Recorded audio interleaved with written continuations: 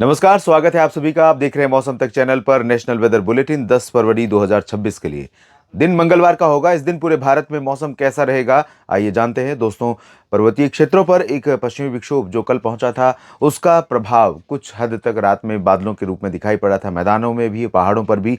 और पहाड़ों पर थोड़ी बहुत बरसात और हिमपात की गतिविधियां आज दर्ज की गई हैं। और अभी इस सिस्टम को थोड़ा सा स्ट्रेंथ मिल रही है।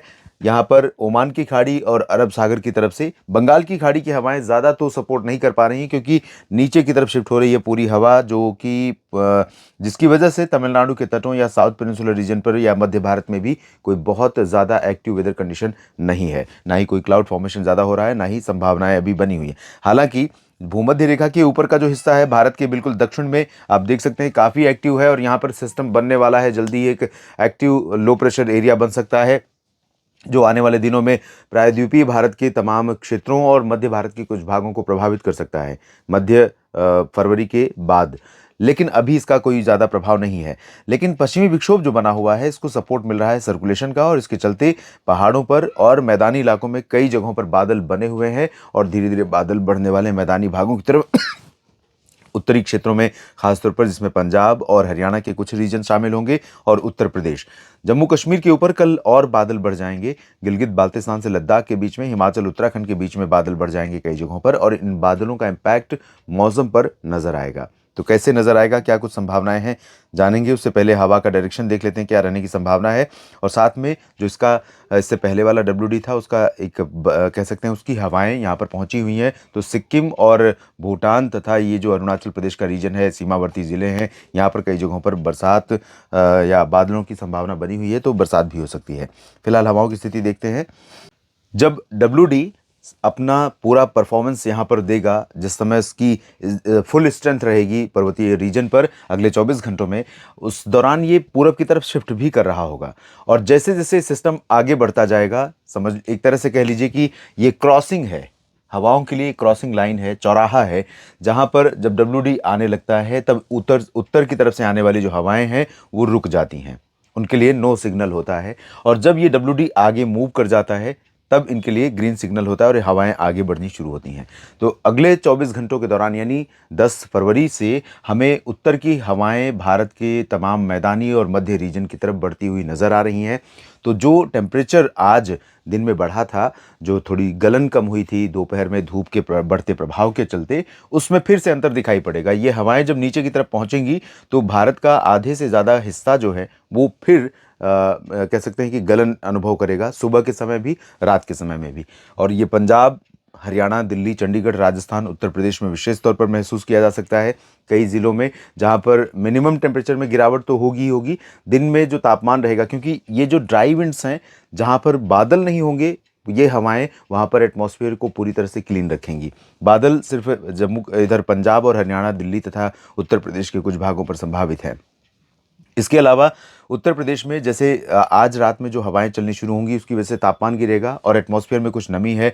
तो वेस्ट यूपी तथा देहरादून से लेकर नैनीताल, पंतनगर के बीच में जो दक्षिणी उत्तराखंड का रीजन है, और साथ में हरियाणा, पंजाब के कुछ हिस्से और दिल्ली में भी कुछ जगहों पर कोहरा छा सकता है। लेकिन मध्यम से घना कोहरा वेस्ट यूपी के कुछ जिलों पर छाने की संभावना है। बरेली से बागपत, बदायूं और रामपुर, मेरठ, मुरादाबाद, सहारनपुर आसपास के भागों पर, जहाँ मध्यम से घना कोहरा यहाँ पर सामान्य जनजीवन के लिए कुछ समय के लिए प्रभाव डालने वाला हो सकता है।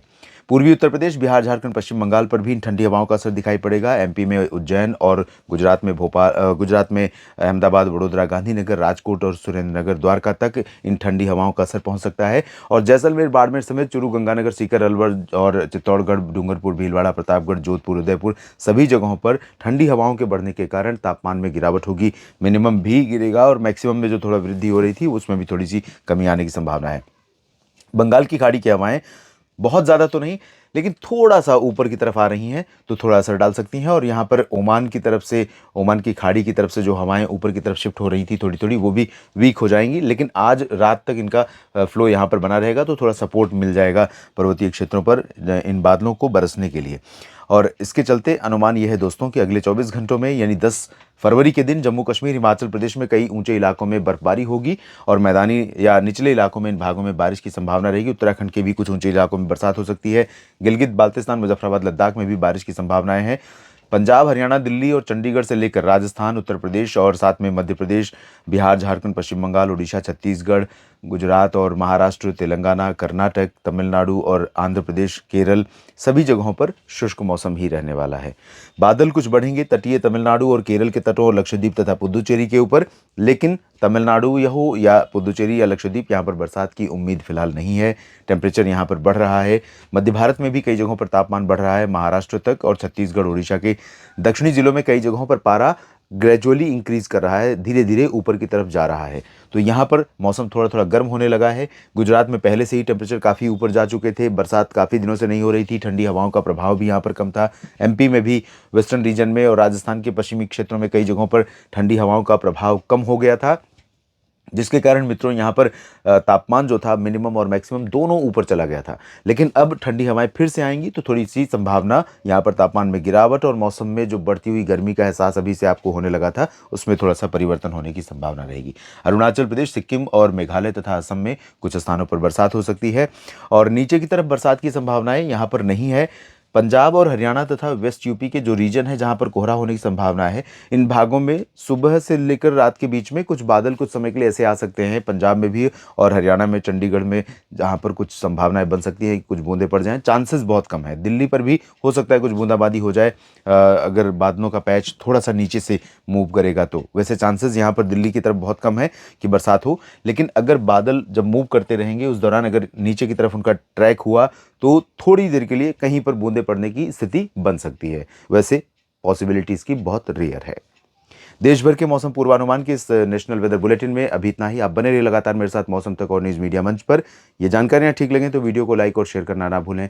कमेंट सेक्शन में अपनी बात लिखिएगा और चैनल को सब्सक्राइब नहीं किया दोस्तों तो ज़रूर कर लीजिएगा। अगर आपने इस चैनल को नहीं किया है सब्सक्राइब मौसम तक को या न्यूज़ मीडिया मंच को, और साथ में फेसबुक पेज पर भी आप मुझे फॉलो कर सकते हैं मौसम अपडेट के लिए।